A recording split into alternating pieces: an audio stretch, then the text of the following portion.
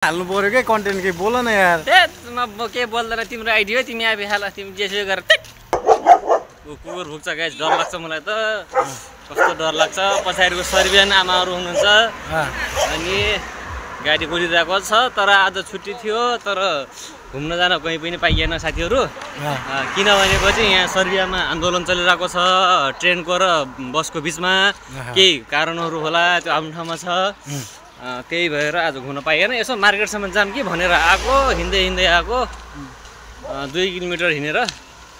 हाम्रो यो maxi market भन्ने छ त्यही पनि बन्द छ क्या जस्तो लाग्यो बन्द छैन खुल्लै छ खुल्लै रहेछ के लिने त हामीले यहाँबाट हामीले चिकन लिने हो अनि यसो जुसहरु लिने हो अनि हरियो सब्जीहरु लाने हो अनि आज त्यही खाने हो आज छुट्टीको दिन चाहिँ मस्त हैन चिलमा हो एकदम चिलमा बस्नु पर्ने हो भोलि बिहान ड्युटी जानु छ 8 बजे ठीक छ त्यही हो तपाईहरु सन्चै हुनुहुन्छ होला भन्ने आशा गरेको छु कताबाट हुनुहुन्छ कमेन्ट गर्नु होला है ल हाम्रो लागि आजको कन्टेन्ट भइहाल्यो लाइक गर्नुस् फलो गर्नुस् युट्युबमा सब्स्क्राइब गर्नुस् हजुर कुन ठाउँबाट हुनुहुन्छ त्यो पनि बताइदिनु होला ल हस् भाइ धन्यवाद।